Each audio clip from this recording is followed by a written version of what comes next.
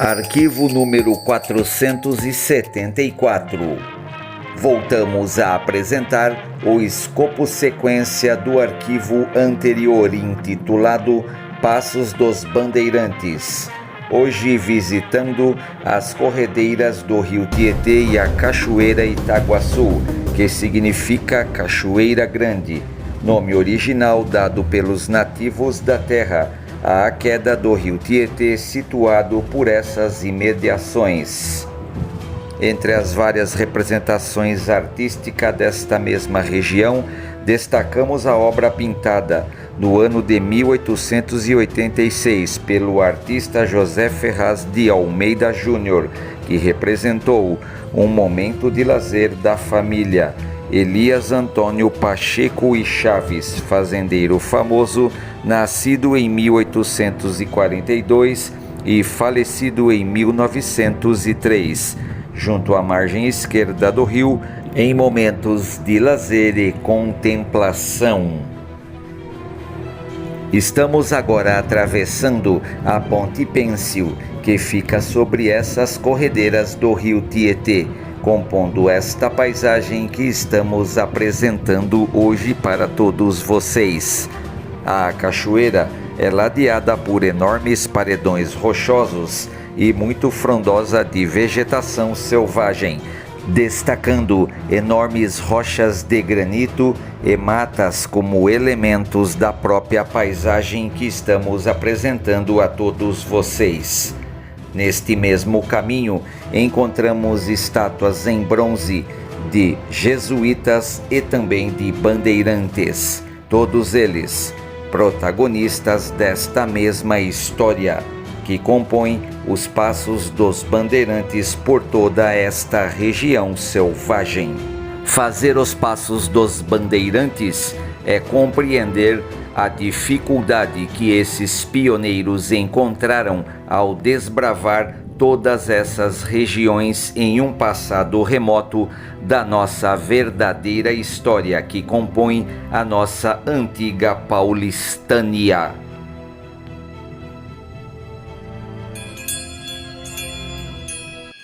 Então, pessoal, esse espaço aqui, desse parque turístico da cidade de Salto, no interior do estado de São Paulo, perto da cidade de Itu, que a gente já contextualizou. Esse cantinho aqui, ó, ele é em homenagem aos grandes viajantes e pintores e outros personagens ilustres da nossa história.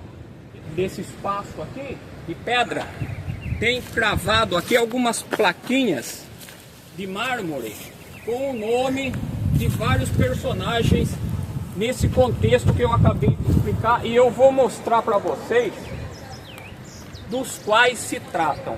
Aqui nós temos Auguste de Saint-Hilaire, botânico naturalista e viajante francês, conforme eu já havia falado para vocês aí, que ele visitou essas paragens aqui, escreveu vasta obra de naturalismo a respeito não só aqui do estado de São Paulo, mas de outros estados do Brasil também, né? Porque aqui, conforme ele está explicando aqui mesmo, ele era botânico e naturalista, autor de vasta obra sobre naturalismo, e que visitou esses lugares aqui do Brasil, do interior de São Paulo e também outros lugares. Aqui nós temos Augusto Emílio Saluar, escritor e viajante português. Esse daqui eu confesso que eu não conheço muito bem a história dele. Então, personagem que eu não conheço muito bem, eu não me arrisco de falar muita coisa, até porque é o que eu falei, eu não conheço, então eu não me arrisco de falar. Mas ele, a princípio, ele viveu de 1826 a 1882. Ele viveu então no século XIX. Aqui muito provavelmente ele tenha visitado essa região também. Aqui nós temos Jean-Baptiste Hervé, pintor francês, que é aquilo que a gente já vem falando, que ele fez diversos desenhos a respeito aqui da cultura do Brasil, fauna, flora, E desenhou também aquela fazenda Ipanema, da qual a gente visitou esses tempos atrás e que também tem vasto material aí no canal Legiões de Abóbora. Aqui nós temos Dom Pedro II, Imperador do Brasil, 1825-1891, que todo mundo sabe, né, que foi o segundo e último imperador do Brasil. Aqui nós temos também, deixa eu ver aqui, aqui tem que chegar meio perto para ler, porque a inscrição ela está meio apagada, então tem que chegar meio perto para ler, isso daí é normal. Almeida Júnior, que é aquele pintor que a gente já apresentou a obra dele quando nós fomos naquele Museu Republicano na cidade de Itu. Então vocês já conheceram aqui, os que não conheciam ainda, né? Algumas obras dele que a gente já fez uma contextualização e já descreveu aquela vez que a gente foi no Museu Republicano de Itu. Lá tem algumas obras do Almeida Júnior. Dona Teresa Cristina, Imperatriz do Brasil. Essa daqui também é uma personagem bastante famosa aí da história do nosso país, que foi imperatriz do Brasil no século XIX. Entre os artistas que destacaram a mesma paisagem, temos também o ilustríssimo artista Miguelzinho Dutra, que pintou a mesma paisagem no ano de 1845, em uma aquarela sobre papel especial, destacando as margens do rio Tietê como cartão postal de época.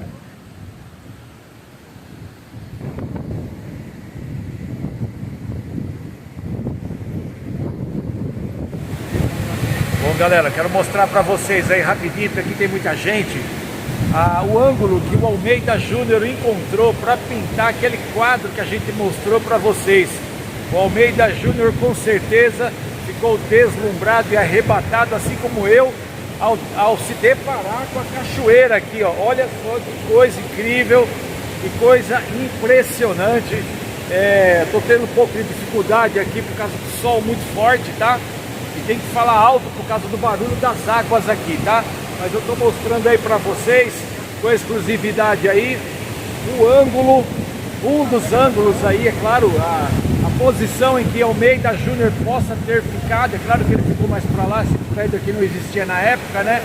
Do qual ele fez o esboço e depois ele pintou esse quadro aí.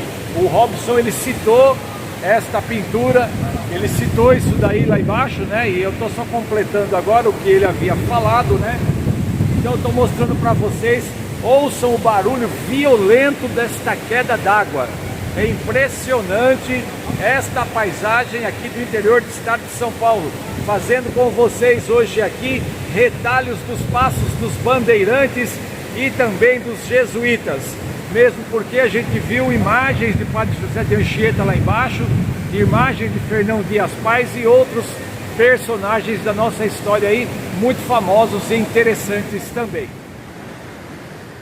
O artista paulistano Antônio Luiz Galguini também representou o mesmo local, feitos em cerâmica de cor branca e azul, tendo como base os relatos do naturalista francês Hércules Florence e também as aquarelas de Miguelzinho Dutra.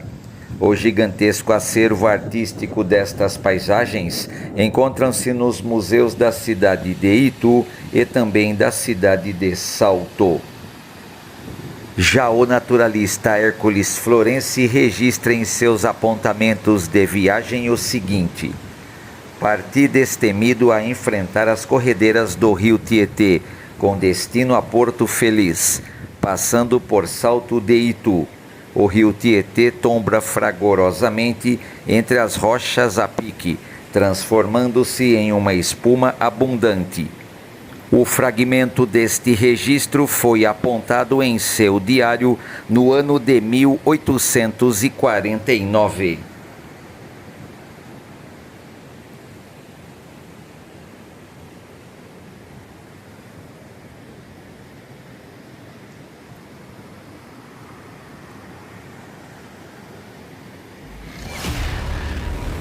Bom, galera, então agora eu vou encerrar definitivamente com vocês essa primeira incursão aqui em Salto, tá? Então a gente vai estar encerrando e mostrando aí já nesse encerramento aí, né? Bastante entusiasmado, já com um pouquinho de dor no coração de ter que deixar esse lugar para trás e seguir em frente, né? A gente mostrou aí, só pontificando com vocês, a gente mostrou aí a passagem desta primeira ponte aqui, ó, que está lá embaixo, que eu estou apontando o dedo lá, ó. A gente atravessou ela, contemplou esse paredão de tijolo aqui, ó, antigo, ó, bem legal, é uma construção aí do século XIX, muito bonita, bem antiga. A gente contemplou esse paredão de tijolos, lembra muito as construções da Fazenda São João do Ipanema e também lá das margens do rio Piracicaba. E contemplamos aqui essa paisagem digna do canal Legiões de Apolo aí, fazendo com vocês mais um recorte dos Passos dos Bandeirantes, aqui em Salto, às margens do rio Tietê. A gente foi até aquela outra ponte, que é uma ponte pêncil muito legal que tem lá, uma ponte só para pedestres. A gente também contemplou a beleza do rio Tietê aqui e discorreu com vocês de alguns nomes importantes. Antes de eu fechar, não posso esquecer de fazer a minha homenagem ao ilustríssimo Barão de Langesdorff, do qual eu tenho no meu acervo da Biblioteca Legiões de Apolo 2 volumes, 2 diários, volume 1 e volume 2, quando o Barão de Langesdorff passou pelo Brasil com sua expedição, veio até o estado de São Paulo e esteve aqui em Salto de Itu também. Então lá nesses 2 volumes dos diários do Barão de Langesdorff, ele cita essa região incrível que eu estou mostrando para vocês. O Barão de Langesdorff, ele foi um grande naturalista. Infelizmente a expedição dele, ela acabou de uma forma muito triste, né? Ele acabou falecendo, há todo um processo, um contexto que eu vou estar discorrendo aí depois com vocês de uma forma mais minuciosa, tá? Eu tenho que falar um pouco gritado aqui devido ao barulho da cachoeira. Mas é isso então, tá, galera? Talvez o sol aí esteja atrapalhando um pouquinho, vou até virar assim, ó, para facilitar aí a filmagem, né? Eu vou até virar assim, ó, que fica melhor para mim poder concluir aí. Então o Barão de Langesdorff, ele cita essa região aqui, ele cita esse lugar em seus diários, que são publicados em 2 volumes. Quem sabe na edição eu também insiro aí os diários do Barão de Langesdorff, falando desse lugar aqui. Augusto de St. Hilaire, do qual Robson Dante já citou ele lá embaixo também, é outro naturalista, esse francês, também esteve aqui. Carl von Spix e Philippe von Martins também estiveram aqui. Augusto de Zaluar também passou por aqui, ele fez um diário de viagens também, de apontamentos de viagem. Eu tenho esse livro também desse autor, de Zaluar, e ele também cita esse lugar, que ele também era um viajante, era uma pessoa aí bastante letrada e fez seus apontamentos de viagens aí, ok? Então da minha parte está encerrado, o Robson vai fazer a última fala e a gente vai seguir em frente aí. Então, pessoal, só para finalizar aí, ó, lembrando para vocês que promessa feita é promessa cumprida aqui no canal Legiões de Apolo. A gente havia prometido para vocês, quando a gente estava lá em Itu, que a gente ia fazer uma excursão estendendo para esta localidade aqui, que, repito, ela é vizinha ao município de Itu e está intimamente ligada não só com a história de Itu, mas também com a história do estado de São Paulo, a paulistânia, que a gente costuma falar aqui no canal. Então o que acontece? A gente mostrou para vocês aqui todas essas belezas, assim conforme vocês podem ver, só que devido à escassez de tempo, inclusive lá na parte de baixo, que é onde a gente estava lá agora há pouco, ela tem um horário de funcionamento diferente do daqui de cima, que ela fecha mais cedo. Então, não deu tempo da gente mostrar tudo. Tem umas estátuas lá que a gente pretende mostrar, e decorrer mais um pouco a respeito da história dos bandeirantes e também dos viajantes e também dos pintores que vieram nessa região. Lembrando que esse local é justamente o local cujo quadro a gente mostrou para vocês aquele dia que a gente foi lá no Museu Republicano. Então a gente vai estar voltando aqui, que nem é que eu sempre costumo dizer. Esses lugares não são lugares para ser visitados somente uma vez, é para serem frequentados. Então a gente vai voltar aqui várias vezes para dar prosseguimento aí aos nossos documentários a respeito da história de São Paulo. E aí a gente já vai finalizando e o intuito de mais para frente retornar a essas imediações e talvez também procurar outros monumentos que tem aqui também, outros lugares turísticos também, porque aqui é muito vasto os temas turísticos para serem explorados. Então, beleza e muito obrigado aí. E não esqueça de deixar o seu like aí no canal.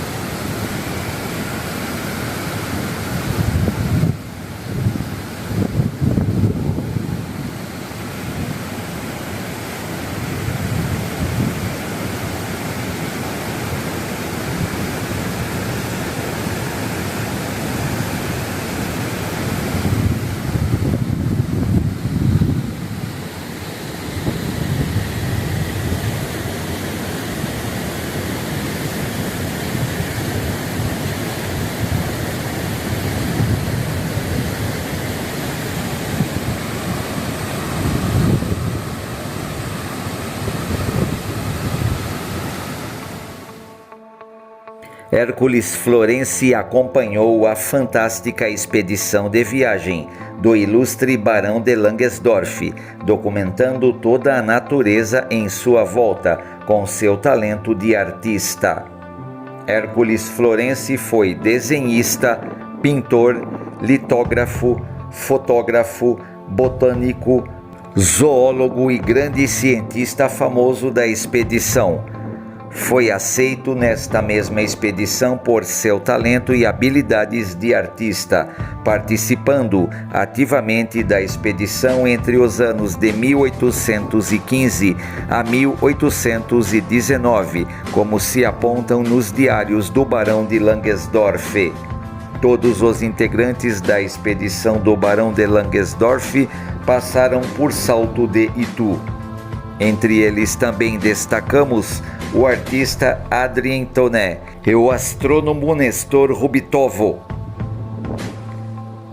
Pelo complexo deste parque temático, destacamos também a arquitetura às margens esquerda do rio, toda erigida em tijolos, além de esculturas em bronze e painéis ilustrativos representando os principais troncos étnicos que formaram o povo brasileiro, além de elementos de fauna e flora da região. Os painéis artísticos são emoldurados em pedras sobrepostas. O prédio principal do complexo turístico da Cachoeira é o Memorial do Rio Tietê, espaço histórico e cultural que destaca a fauna e a flora da região, próximos ao rio, além da belíssima Ponte Pêncil. Também destacamos o antigo prédio da fábrica Brasital, que no passado foi responsável por inúmeras benfeitorias e benefícios para o progresso positivo desta cidade, sendo nos dias atuais um centro universitário, mantendo a elegância da arquitetura de época. O complexo arquitetônico já completa aproximadamente 109 anos de existência, encravado às margens do rio Tietê. Saímos deste lugar à beira do crepúsculo da tarde, e ao pegar estrada já caía as trevas no céu, e a noite já dava os ares da graça. Porém o calor continuava, agora em formato de mormaço de começo de noite. Encerro esses passos dos bandeirantes, satisfeito por ter encontrado este lugar e compartilhado com todos vocês aqui no canal Legiões de Apolo.